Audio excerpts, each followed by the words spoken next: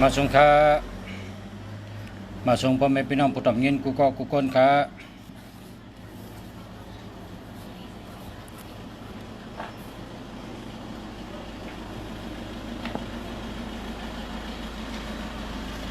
เมื่อในเดียวกระถาโตหายกระถาหายโตมาปั่นทางปุ๊กค่ะพอเฮาลอดกระถาในเปิ้นหันเฮานะเปิ้นหันเฮาได้หันเปิ้นหันเฮา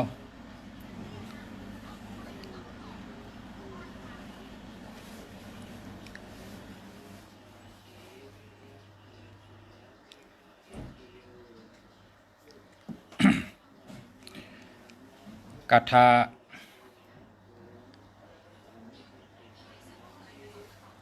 เปิ้นหันเฮาได้หันเปิ้นนะสาธุสาธุสาธุ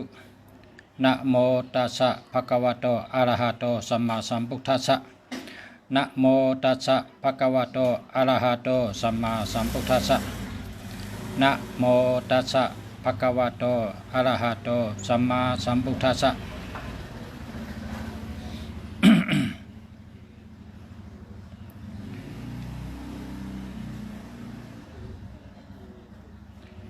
กระถางค่ะแต่ไม่คันนะพระเววาหัม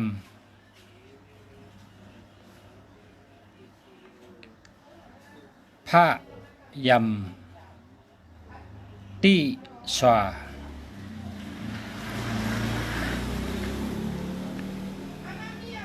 พระเวนจะ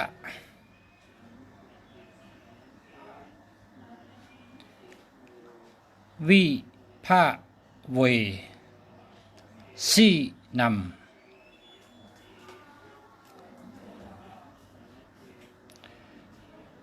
พระวม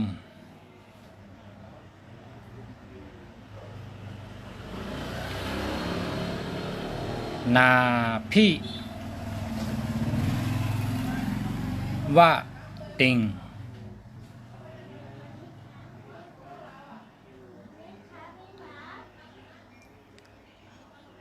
เกณจิ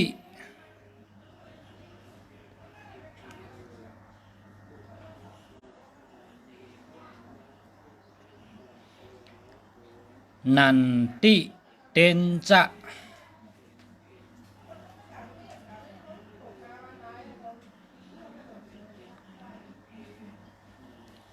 นะอุปาติยิงในกระถางกระถางในแต้มไว้จับตัวแต้มไว้จับตัวอันนั้นก็จะอมศพไว้พอมีอาเยปอมาให้หลอดกระถางในหลอดกระถางในก็บอลหลอด7 กรัมเอาผ่ามือตบลิ้น3 กรัมลาดว่าเจ้าน้ำเจ้าลิ้นเจ้าวันเจ้าเมืองเธออย่าไปหันค่ะ10 กรัมค่ะว่าไงนะปอลหลอด7 กรัมก็เลย21 กรัมก็เลยอยู่ที่ไรก็เปิ้นหันตัวเขายาว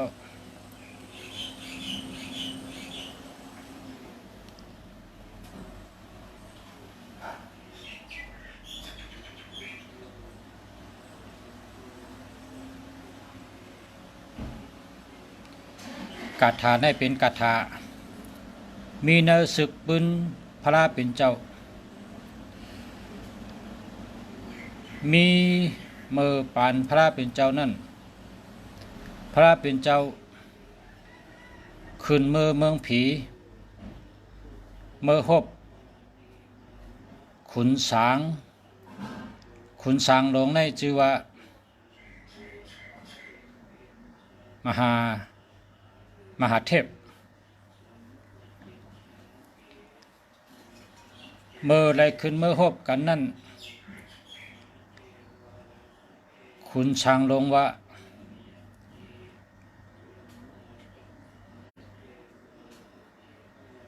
มันเป็นก้นสร้างกำผาขึ้นมาว่าไหนกำในพระเป็นเจ้าก็อ่ำไล่เถียงพระเป็นเจ้าก็ว่าโดยก่อนตะกาลงเอ้ยว่าจังไหนเกยกำใน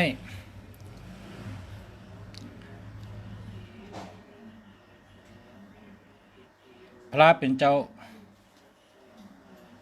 จังทำว่าจังใครหู้หือว่าตะกาลงและตั้งลุมผ้าเนี่ยเผยมาอ่อนตั้งมันจะว่าใครหู้พระเป็นเจ้าหู้ไรอยู่ห้าพระเป็นเจ้าหู้ไรเพราะนั้นก็เฮาต้ากันเนี่ยว่าเฮาต้ากันพาแล้วไล่อันหมานมันก็อันนั้นเป็นอันเมียดขยาวเข้าสองก็จังต้ากันเช่นนั้นเพราะว่าพระเป็นเจ้าเตระชื่อว่าใจเหรอกำผาในหำใจเจ้าคุณช้างจ้างช้างคุณช้างในเฮ็ดจังเลยว่าเป็นก้นช้างกำผาเฮ็ดจังว่าหำตายเสปอกอันวันนั้นหำใจคุณช้างในตายอยู่ก็อยู่ก็ฮือเนี่ยอยู่ปีป้องมัน800,000นะครับอยู่ปีป้องมัน800,000ปีเนี่ยมันหึงน่ะอำเท่าอำเกนุ่มอยู่ตาเสแล้วก็ตายเห็นไหนแหละว่าตายให้ปอกตายตายอยู่แต่นั่นตายอยู่800,000ปีกันใน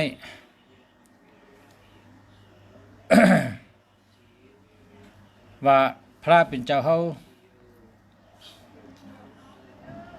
หาคานะคาเตแป๊บพระเป็นเจ้าจ่องพระเป็นเจ้าเตหันได้คุณช้างในใครแป๊บก็ได้แป๊บพระเป็นเจ้าหันได้หมดพระเป็นเจ้าในหันตั้งเนื้อน้ำเนื้อหลินเนื้อทรายหันเนื้อลมเนื้อต้องพระหันกุฏิก็ในเจ้าพระเป็นเจ้าก็ปันอาข้างมันให้คุณช้างลงในว่าเอาคุณช้างลงว่าแต่กับแป๊บตีเลยก็แป๊บเลยคุณช้างลงในผ่านเป็นนกวินอยู่ในกลางเฮานะ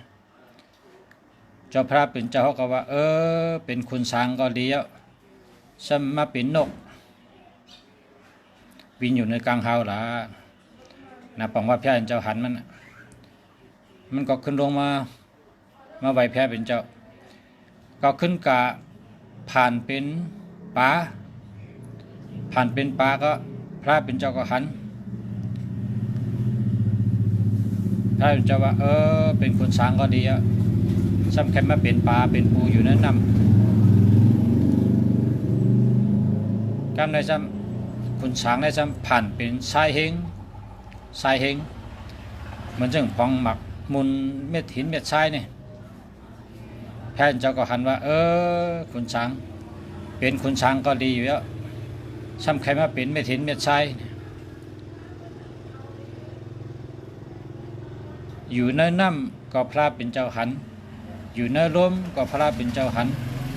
อยู่ในหลินในทรายก็พระเป็นเจ้าหันกำในจังมักคุบไว้พระเป็นเจ้าคุบไว้เฉยคาตากะยอมเป็นตะเปพระเป็นเจ้าเนี่ยกำในปอเฮ็ดทางคาในเฮาเฮ็ดห่างเจ้าพระนั่งไว้หนึ่งก็หัวเกาคานี่แหละว่าฉะนั้นกันในพระเป็นเจ้าว่าด้วยก่อนตะกาลงเนี่ยว่านั้นเท่าไรพระเป็นเจ้ารอดกัถาอันนี้นะรอดกัถาเนี่ยเสร็จแล้ว เมื่ออยู่ไว้ในมวยเก่าในคนโหคุณช้างลงคุณช้างลงในหาในน้ำในลิ้นในลมในเมืองอะไรในเมืองผีในเมืองกลคุณช้างลงในหาประจดหันเลยปอกหาให้ก็หันกันในคุณช้างลงในจังปอกมัดดีที่อยู่ให้มันนั่งไว้พระเป็นเจ้าข้าเขา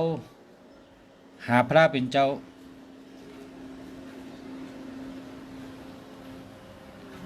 เป็นข้าวยามตั้งหึงตั้งนานเย้าอำไรหันพระเป็นเจ้าเขาเลยข้าเขายอมหับเป็นตะเปพระเป็นเจ้าเย้าพระเป็นเจ้าเขาแค่นโตเนโตเสกรรมขาขึ้นคุบไว้3 กรรมขึ้นคุบไว้3 กรรมเสก็จังไกหันขึ้นพระเป็นเจ้าคุณช้างจังถามพระเป็นเจ้าว่าเจ้าข้าจ้าเฮ็ดถืออยู่ไรล่ะข้าเขาหาเนื้อลมก็หาเนื้อลิ้นก็หาเนื้อไส้ก็หาเนื้อน้ำก็หาเมืองนากาก็หาเมืองก้นก็หาข้าหาจำหันเจ้าอยู่ที่ไหนครับ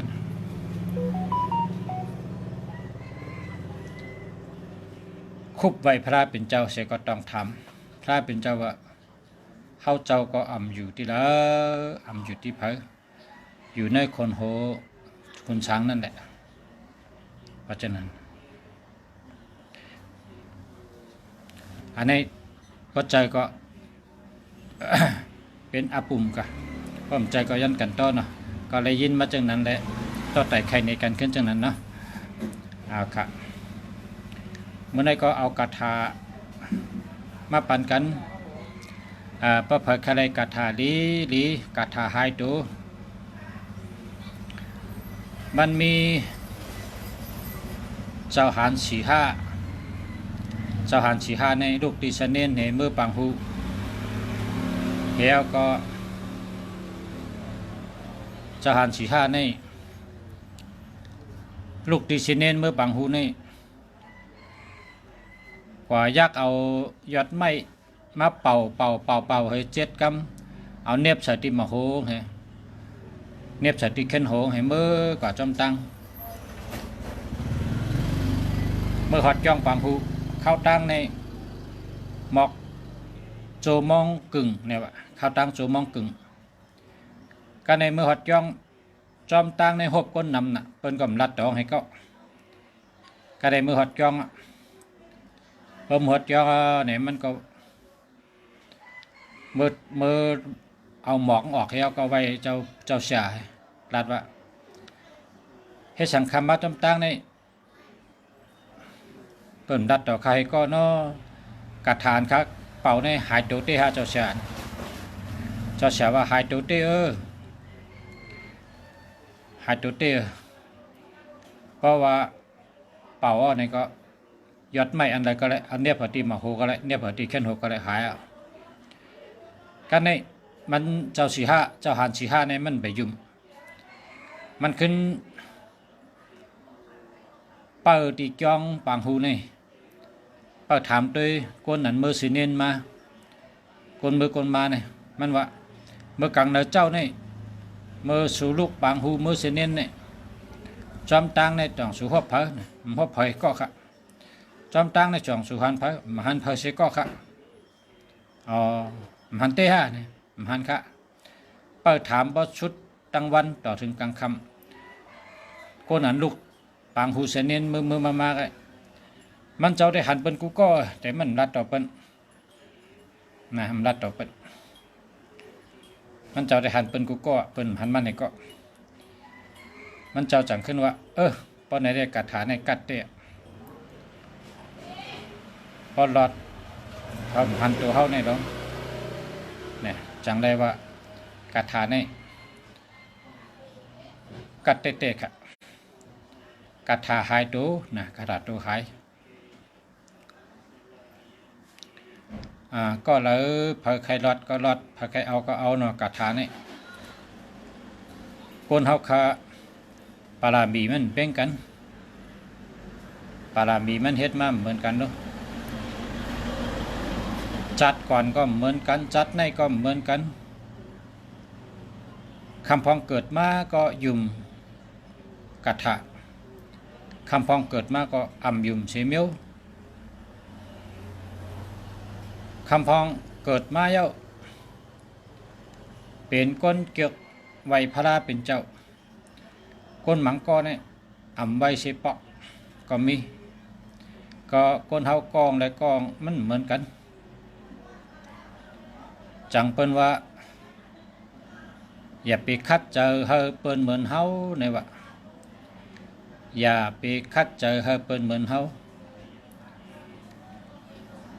พอคัดเจอเฮอเปิ้นเหมือนเฮาเด้มันมีวันติดเหมือนไรมันมีวันติดเหมือนไร เฮอเปิ้นเหมือนเจอเฮาอันวันนั้นมันเป็นไรพอเฮาใครเป็นจังหือก็เฮาหลุขึ้นเมตูเมเจอเฮาเมอาแก้งตั้งยามเฮาเฮ็ดกว่าจอมเปิ้นได้แต่เข้าเปิ้นได้อยู่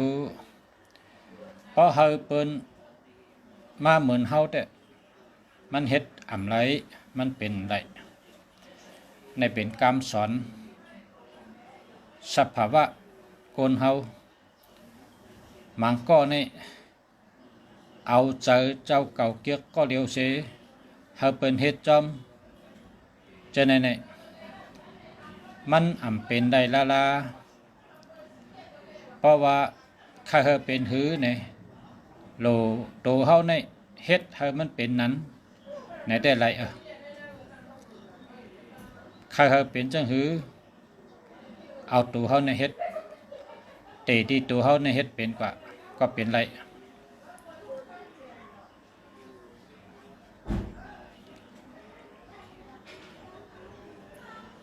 อย่าไปคัดเจอเฮาเปิ้นเป็นเจอเฮาเผอถ้าคัดเจอเฮาเปิ้นเป็นเจอเฮา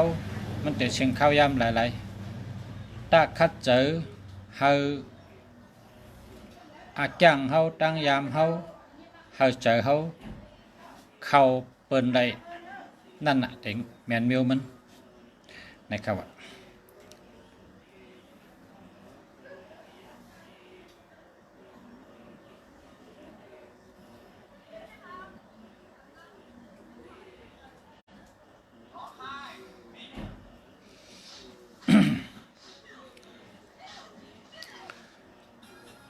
กาถา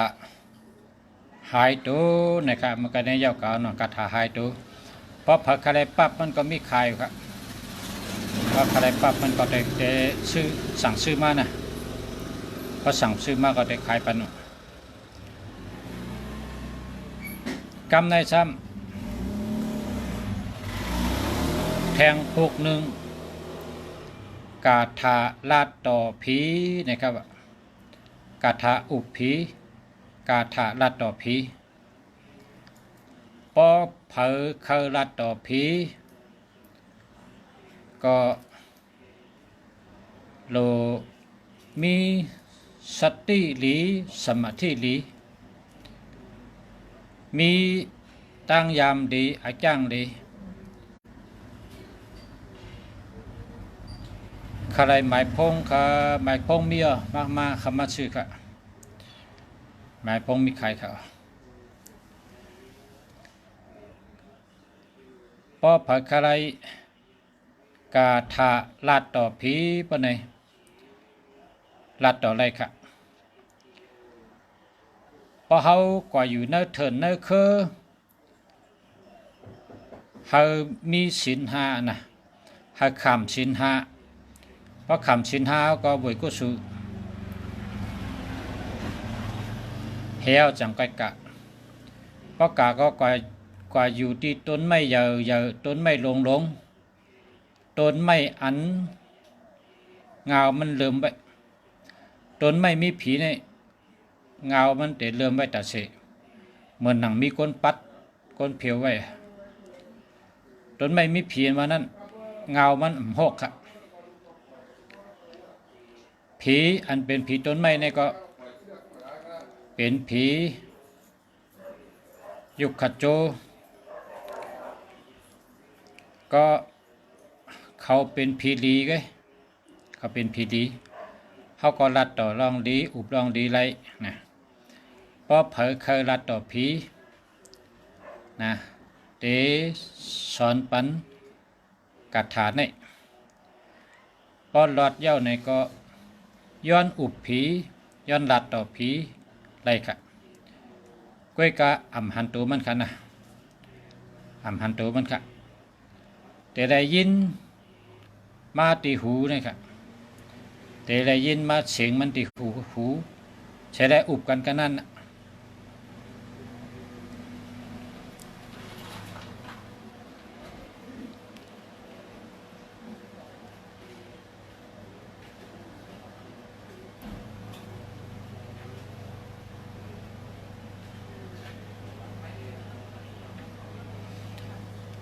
กาถาอันไหนสังว่าอ่ำกว่าเนื้อเทินเฮาอยู่ที่หอที่เฮิรนเฮาอยู่ที่จ้องเฮาอยู่ที่วานเฮาอยู่ที่เมืองเฮาพอเฮาใครเฮาผีมาลัดไหนก็ผีก็ลัดผีหอผีเฮิรนก็มีอยู่ผีหอผีเฮิรนผีจวันจะเมืองก็มีอยู่ผีดีผีแมทมีกุฏิพอเฮาผีมาลัดต่อเฮาเนี่ยก็อยู่ที่เฮิรนก็เฮาไว้พระกลางค่ำกลางเหนือพอไว้พระเยาก็คำสินหาไว้กุศลพอไว้พระไว้กุศลเยาเฮาหลอดกาถาในกลางเหนือ49 กำกลางค่ำ49 กำหลอดกูวันพอหลอดกูวันปะไหนพอเขาผีมาลัดต่อเขาก็ลัดต่อกันเลยก้อยกะอำหันตัวมันค่ะนะอำหันตัวมันยินมาตั้งหูนะยินมาตั้งหูไล่ยินตั้งหูในก้อยกะ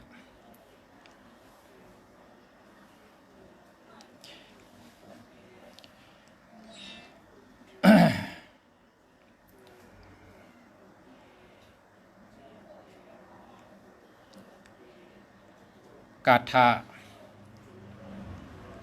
เขาผีลัดต่อนะ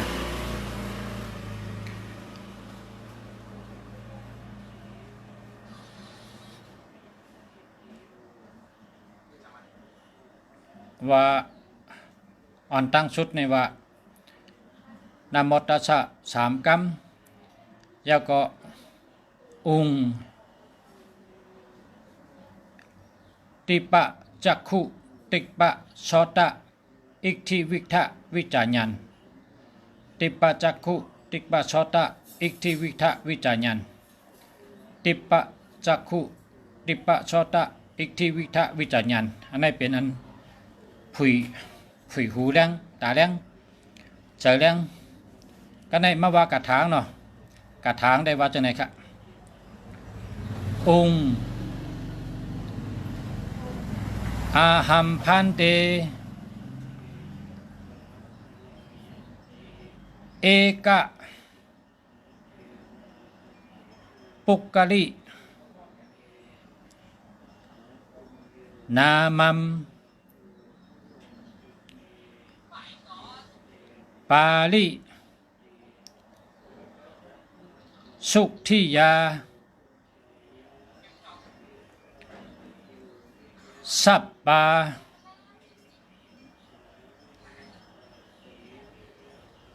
อาปติโย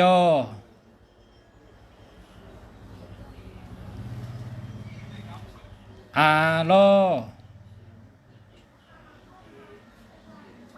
จะยามิปันไหนเก้ในกระถางเนาะเพราะว่าพาเลเคยอุบผีเคยลัดต่อผีในก็ในเป็นล็อกลายมันอันเท่าค่ะ เอาปั๊บมันมาอ่านในสุเจ้านะเพราะว่าพ่อแม่พี่น้องผู้ทำยินเขาได้ทำได้ยินได้ถูกเจอแม่นเจอถูกครูแม่นเจอก็แต้มเอาเฮได้เอาจักเอาเจอตื้อเลยครับนะปันนักข้องเฮากัดเฮาย้ำเฮาอ่องเฮามันกันนะมาสุงคะนะมาสุงคะ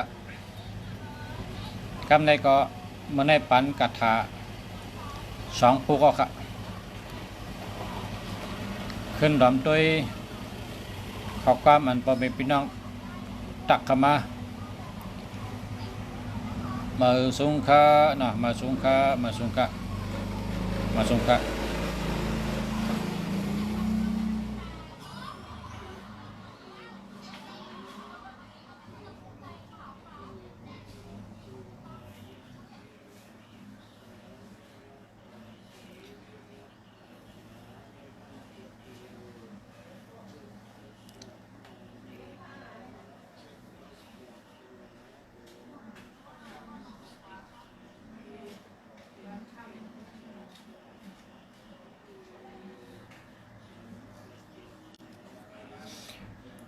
ข้าวยามันกึดแทง10 เมล็ดเตดลูปันกัดถาแทงปุกหนึ่งครับกัดถาอันนี้เป็นกัดถาต่างสิทธิเพราะว่าพลเหตุการณ์อ่ำเย้าอ่ำโตเหตุการณ์อ่ำถึงยอดถึงปลายไหลเฮ็ดมาปียาวเข้าหึงก็อ่ำถึงยอดถึงปลายอ่ำโต้มแม่นนะโต้มแม่นให้รอดกระถาใน10 กำนะกูวันรอดกลางเนอ10 กำรอดกลางคำ10 กำพอรอด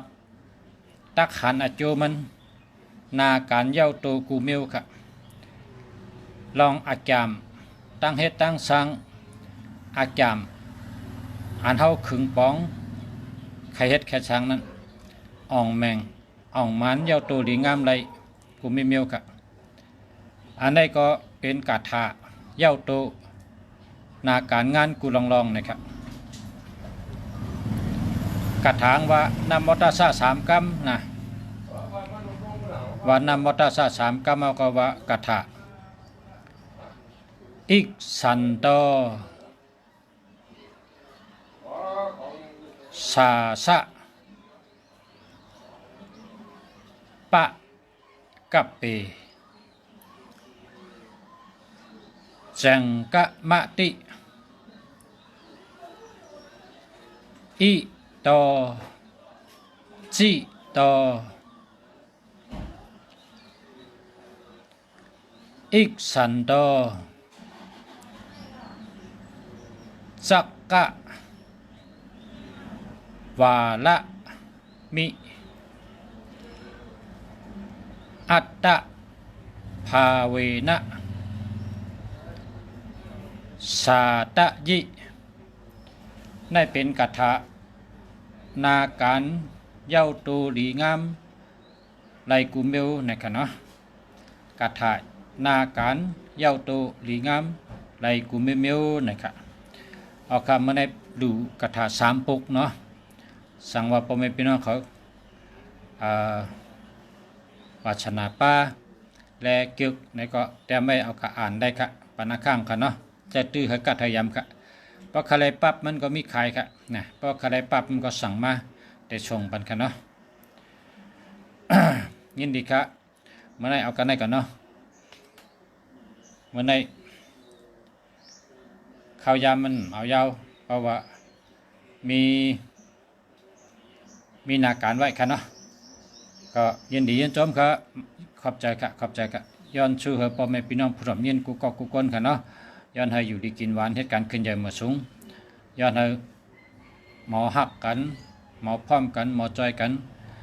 นะย้อนให้อยู่ดีมีเงินทางดีคือปืนกูก็กูก้นกูเจ้าสิกรรมค่ะ มาสงเคราะห์